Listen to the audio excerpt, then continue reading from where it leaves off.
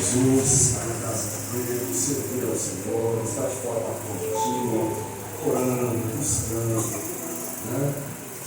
Ninguém serve a Deus dentro de casa, sozinho, não. O Senhor, quando Ele instituiu a igreja, então, a partir daquele momento, Ele disse que a igreja teria que estar junto. Ele estava em grupo, estava com os seus discípulos. Ele nunca se isolou, nunca esteve sozinho. E esse foi o ensinamento que Ele nos deixou. Glória a Deus. Tudo que Ele manda aqui para o corpo, perpassa por cada membro a bênção, a vitória, a alegria, a paz no coração. Todos nós recebemos porque nós estamos juntos. Dentro de casa ninguém recebe. Porque o que Ele manda para a sua vida. Ele morreu por ela, Ele é fiel. É ela que Ele vai conduzir ao céu. Então, quando o Senhor tem de dar alguma coisa, Ele dá para a igreja.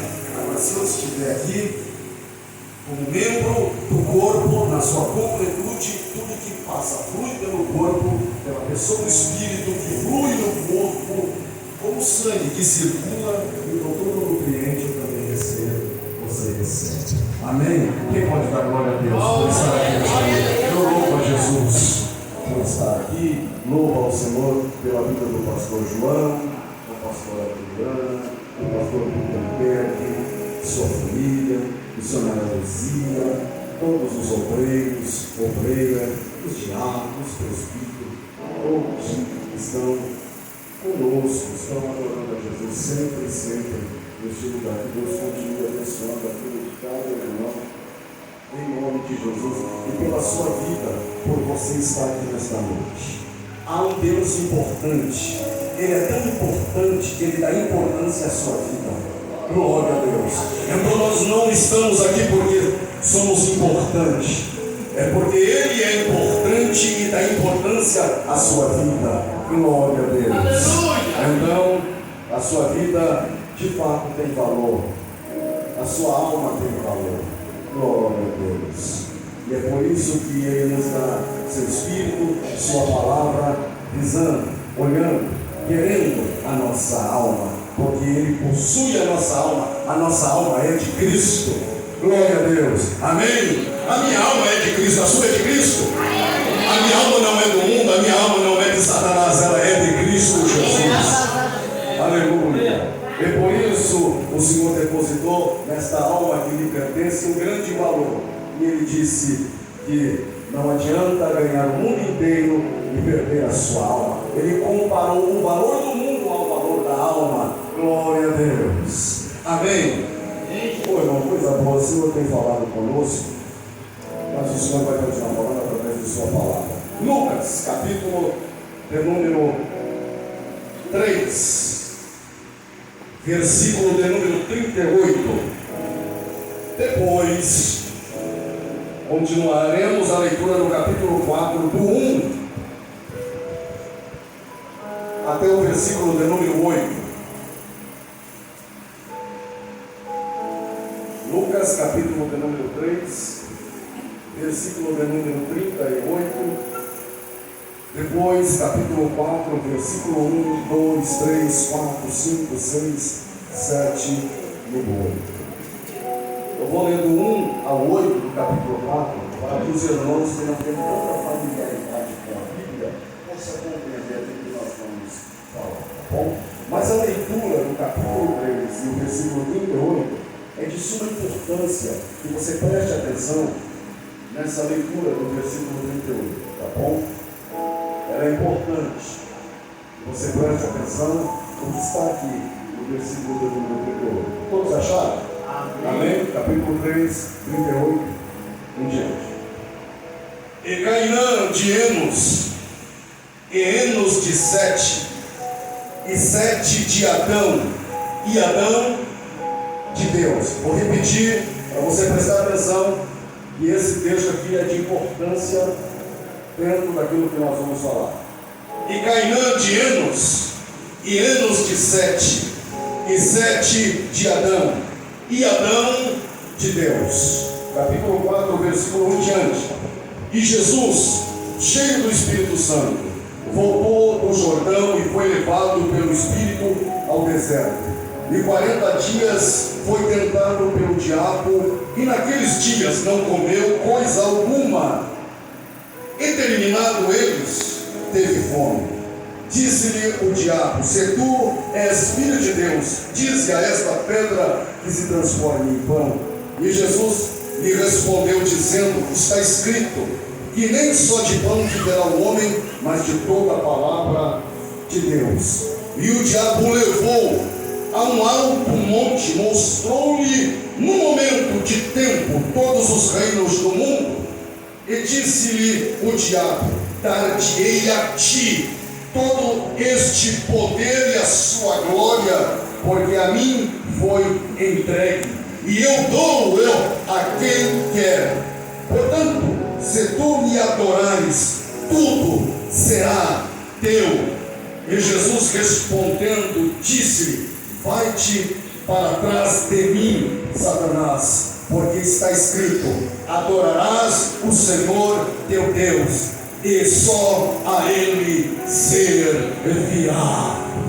Amém? Quem pode dizer amém por esta palavra? Glória a Deus. Glória a Deus. Levanta sua mão direita. Eu não sou pregador de ficar fazendo esses movimentos, olha para o seu irmão, não, eu não faço isso. Glória a Deus. Longe de mim isso. Eu nunca gostei dessas coisas. Eu acho que o poder de Deus está na sua pureza da palavra. Pregou a palavra, o Espírito age. Não sou eu que movimento a igreja, movimento os homens. Amém? Quem movimenta, quem inocula o coração do homem, transborda, é o Espírito Santo. O pregador tem que ter compromisso com a palavra.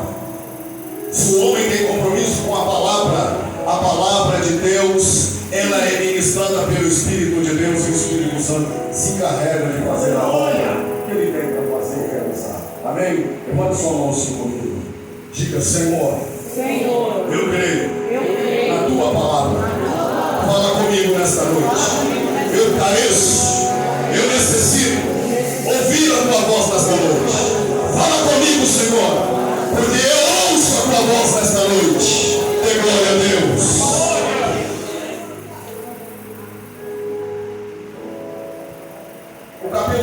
Capítulo 3 e o versículo 38, que eu pedi para a igreja para que pudéssemos fazer a leitura.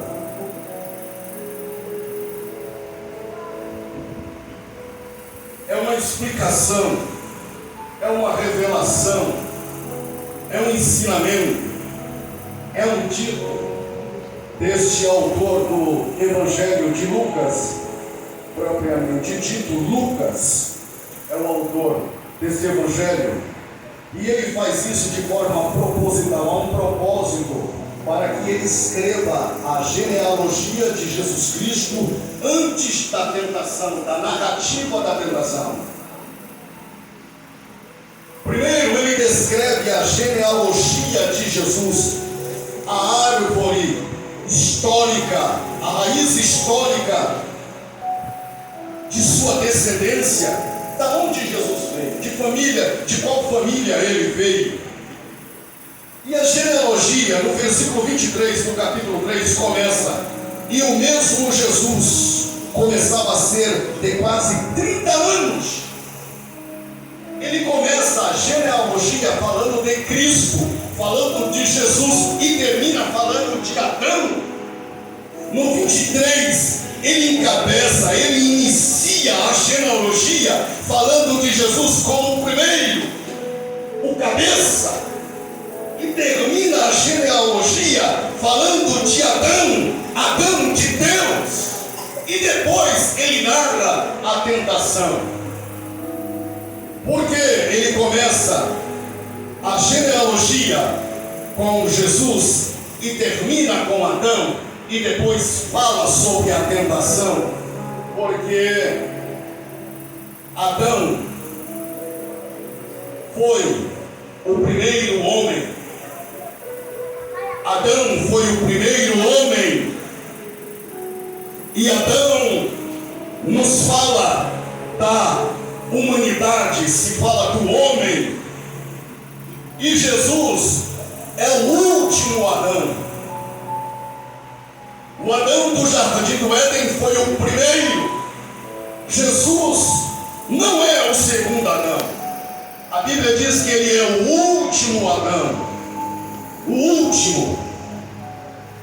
Então a genealogia mostra que Jesus, como último Adão, também como nós, fez o papel do primeiro Adão. O primeiro Adão que merecia a cruz.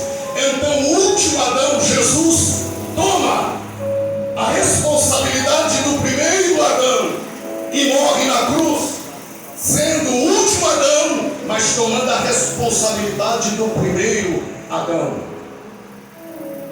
Então, depois disso, Lucas narra a tentação, porque como o primeiro Adão foi tentado no jardim do Éden, o último Adão vai ser tentado no deserto.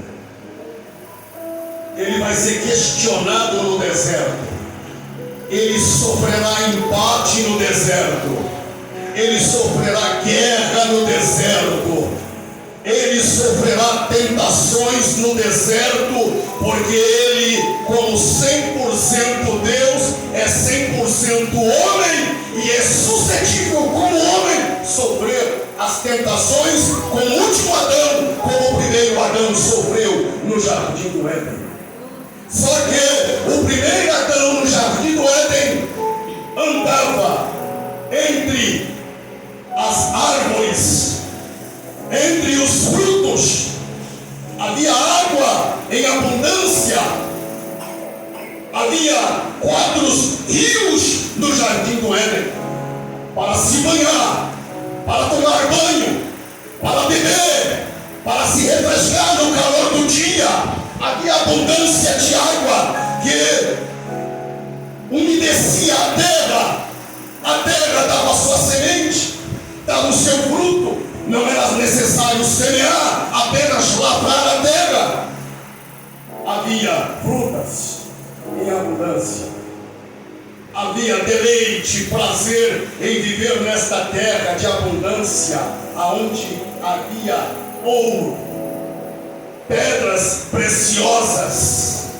E mesmo assim, quando Satanás foi neste lugar, que pelas escrituras é chamado de paraíso, mesmo num lugar de alegria, de paz, de contínua comunhão com Deus, num lugar que era favorável a ele para viver bem e para ter condições de sofrer qualquer embate e vencer, porque todas as coisas no jardim do Éden eram favoráveis. Ele não passava fome, ele não passava sede, ele não sofria pelo calor do dia em trabalho, porque o trabalho neste tempo era prazeroso. Só depois da queda o Senhor disse: sofrerás a consequência de suor, sofrimento. Aleluia. O castigo veio em fadiga. Não havia fadiga no trabalho antes da queda. Havia deleite e prazer em trabalhar. E Deus ordenou o trabalho, porque senão a vida para o homem seria entediante. Dormir, levantar, comer, beber, deitar para dormir de novo, e no outro dia levantar, beber, comer e dormir. Vida entediante, sem graça, sem sabedoria, sem entendimento, sem significado. Então Deus, como trabalha e criou o mundo através do trabalho, criou os anjos, e os anjos trabalham. Quando Deus criou o homem, diz: vai trabalhar, para a vida ter significado, para a vida ter motivo, para a vida ter importância, para ter ocupação na vida. Eu vou fazer um ser que trabalha. Então vai lavrar a terra. E Adão lavrava a terra. Mas quando sofre o embate de Satanás no jardim do Éden, ele não consegue vencer, e tem tudo favorável a ele. Não tem escassez de nada. Teria condições em obedecer a Deus apenas por uma lei que foi dada, uma, para Israel foi dado 613, para Adão foi dado apenas uma, e mesmo assim não conseguiu obedecer. Então Lucas narra que ele é o último Adão, e agora ele vai ser tentado como o primeiro. Satanás venceu o primeiro Adão no jardim do Éden. Venceu. Ele diz: se aquele tinha o que comer, tinha o que beber, não precisava de roupa, porque a glória de Deus era o seu revestimento, era a sua vestidura, era o seu manto. A glória de Deus era o seu manto. Eu consegui vencer. O primeiro Adão eu consegui vencer. Agora esse aí, no deserto, sem água, sem pão, apenas com uma muda de roupa, apenas uma albarca, uma vestimenta, então eu vou vencer. Como eu destruí a primeira fase da humanidade naquele Adão, neste último eu vou fazer a mesma coisa. Eu vou repetir a dose. Eu vou fazer de novo e vou vencer. Então Deus, com um propósito de provar a santidade e a impecabilidade do nosso Senhor, que jamais pecaria e nunca pecou, e para nos provar isso para Israel, provar para a futura igreja que ainda virá, que não existe nesses dias. Então o Senhor Deus, o Pai, tem o propósito de conduzir Jesus para o deserto, para provar que não vai cair em tentação e que não vai pecar. Então o Senhor o conduz depois do batismo no Jordão, porque Deus nunca vai fazer com que nós enfrentamos lutas vazios. O Senhor sempre vai preparar dias, horas, momentos, circunstâncias para que nós possamos orar, para que possamos estar na igreja, para que possamos receber de sua parte o alimento necessário espiritual. E quando nós recebemos essa glória de Deus, essa presença de Deus, então Ele nos dá a luta. O Senhor nunca dá luta sabendo ou deixando sem o recurso necessário para este teu filho, para esta sua filha. O Senhor sempre vai dar oportunidade para que nós possamos buscar a Ele.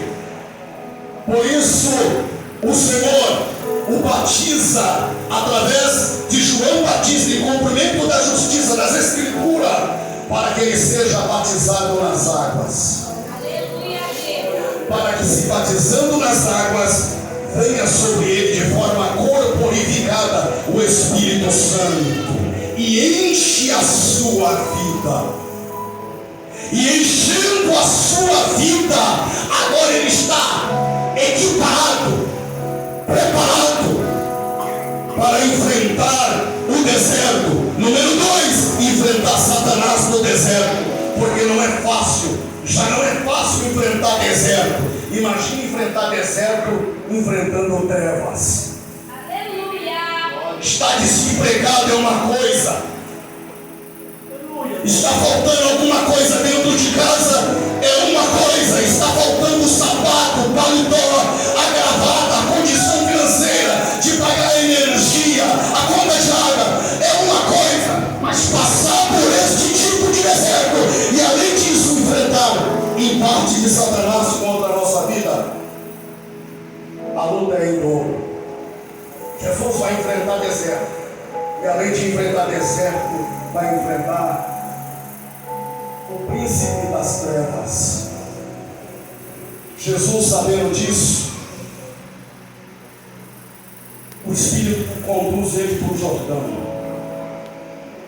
e ali ele é batizado nas águas e é batizado com o Espírito Santo. Ele já é cheio do Espírito Santo desde o ventre. Ele é batizado com o Espírito Santo, ele é cheio do Espírito Santo desde o ventre.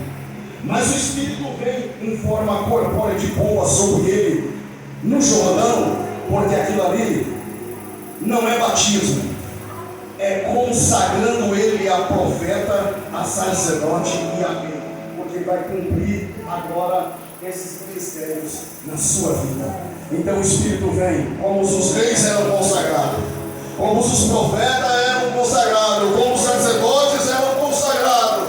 Então Deus consagra Jesus, o homem, para que possa enviá-lo primeiro ao deserto, mas debaixo de uma unção gloriosa.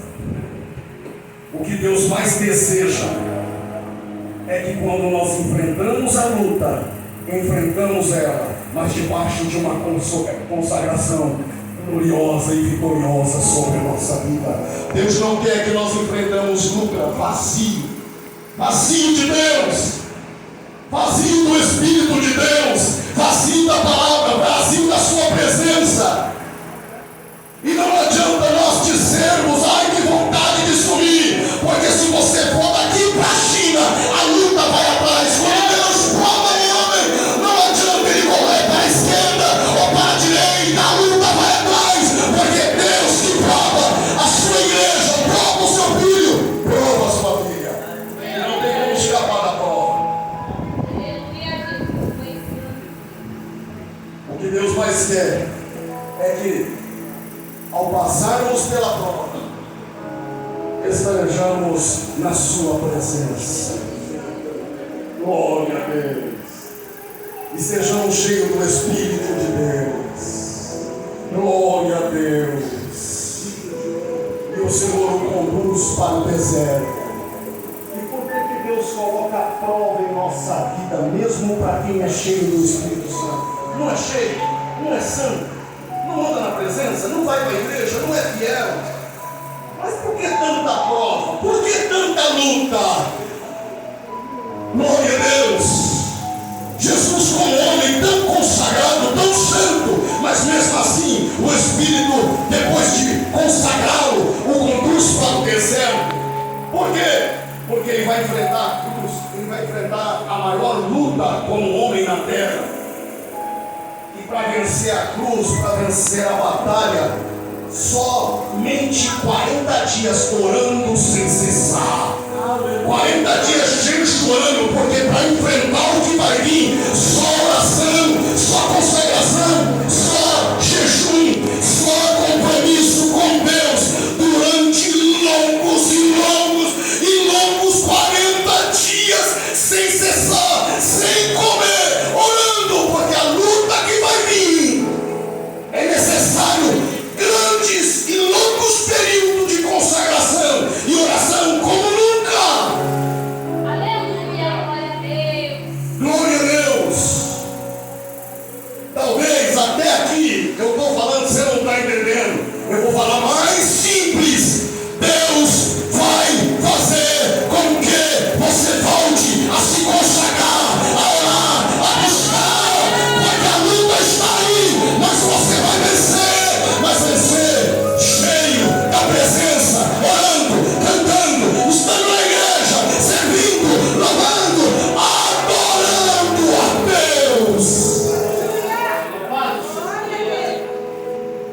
Glória a Deus, porque para enfrentar deserto, e no deserto ainda enfrentar o príncipe das terras, sinagoga de Satanás, tem que estar cheio. Tem que estar cheio. A serva de Deus tem que estar na presença de Deus. Glória a Jesus. Glória ao Senhor. Mas quando Ele nos prova no deserto, é apenas um tempo, é apenas um período. Glória a Deus. Já já Deus te tira daí. Já já o Espírito de Deus te conduz para fora. O mesmo que te leva para a luta, o mesmo que te leva para o campo de batalha, para provar a tua fé, provar a tua fidelidade. Ele não te deixa a vida toda aí. Há momento de entrar no deserto e há momento de sair. Te alegra nesta noite, porque é o mesmo que coloca. Ele tira e não te abandonará. Glória a Deus. Ou você acha que vai passar a vida toda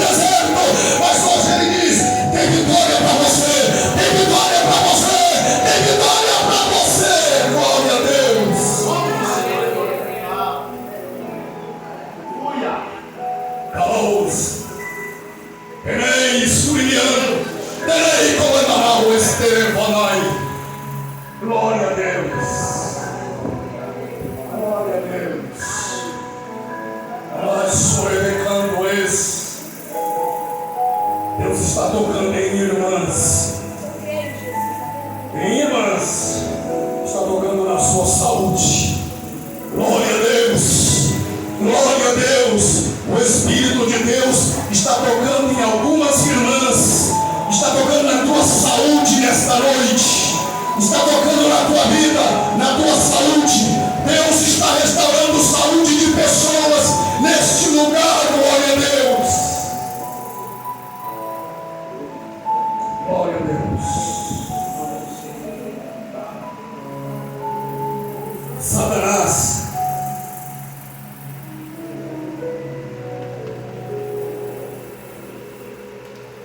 transportou Jesus a um monte muito alto.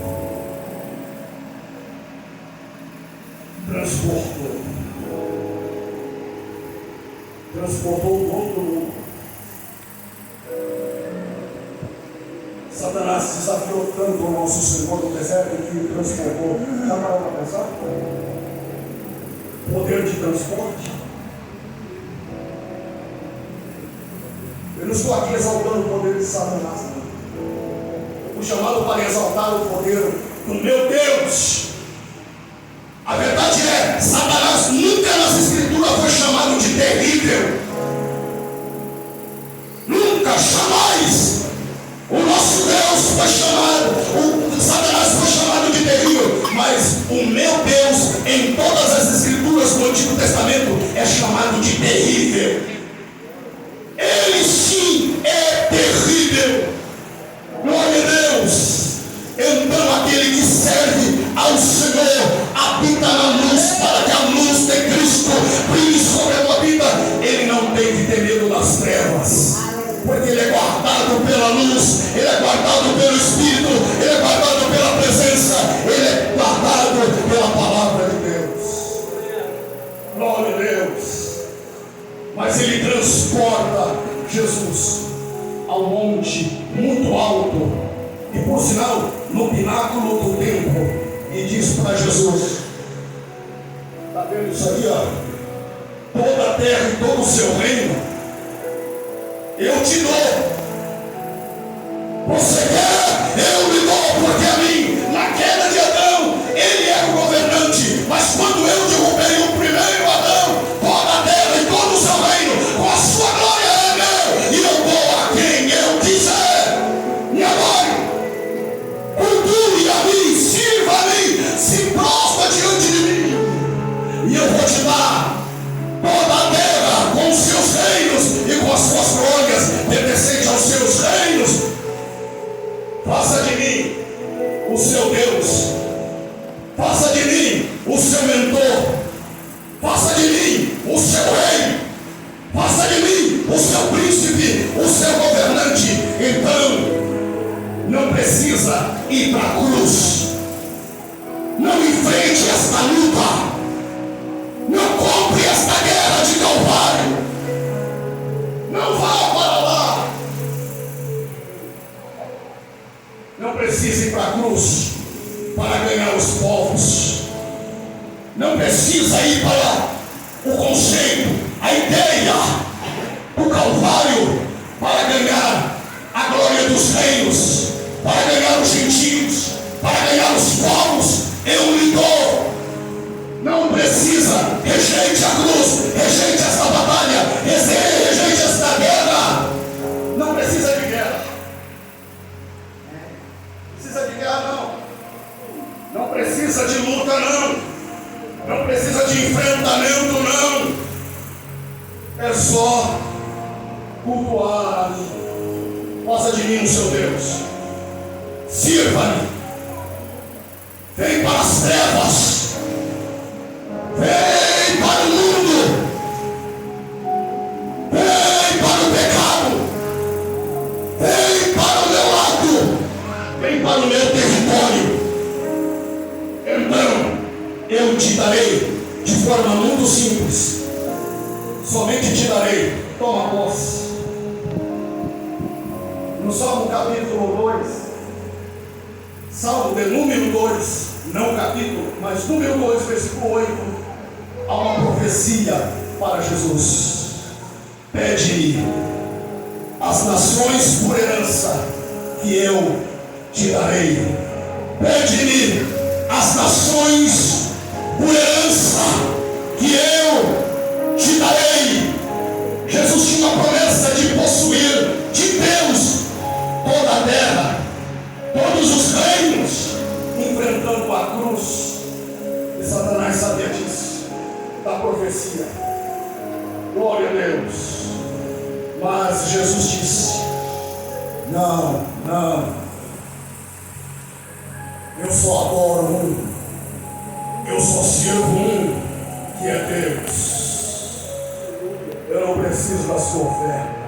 Eu já tenho uma promessa de receber as nações. Eu já tenho uma promessa de prosperar com os reinos e com as suas glórias. Serão meus, mas não serão te adorando e te servindo e te prestando culto. Será meu pelo vínculo de adorar a Deus e de servir a Deus. Glória a Deus. O que Deus prometeu para você, não precisa você ir para lá. Deus colocou, depositou sua palavra e sua promessa na sua vida. Está demorando, pode até estar sobre o teu conceito, mas Deus é fiel para te dar mesmo que Ele te prometeu a terra, mesmo que Ele te prometeu o reino e sua glória. Você vai receber, mas vai receber estando aqui na presença de Deus, servindo a Ele, glorificando a Ele. Não é lá, não é desistindo, não é parando, não é estacionando, não é regredindo.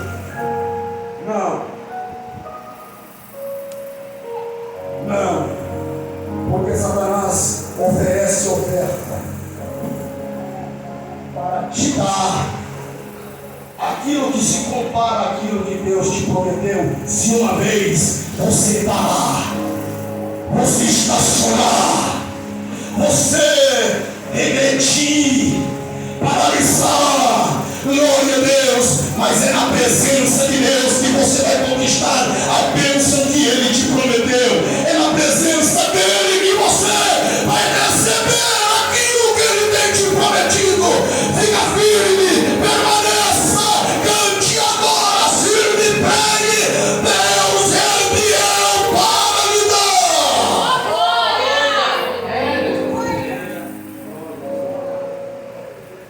Glória a Deus. Glória a Deus. Hoje o Senhor renova a sua vida. Ele te renova espiritualmente, Ele renova a sua fé. Glória a Deus. Glória a Deus. Ele renova a tua fé hoje. Ele renova a tua casa, a tua família. Ele te restaura hoje. Glória a Deus, glória a Deus, glória a Deus, glória a Deus, glória a Deus. E Deus mais uma vez te levanta nesta noite para servir a Ele com alegria, porque a vitória é verdade, está vindo. Espera mais um pouco, ela está chegando para a tua vida. A bênção de Deus está vindo para a tua vida. Glória a Deus.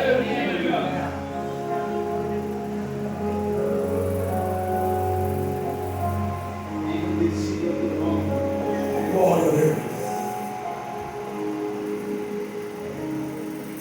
Glória a Deus. Satanás disse para Jesus: para que luta? E muitas vezes está falando para muita gente: não enfrenta essa luta não, não enfrenta essa guerra não, ela não é sua não.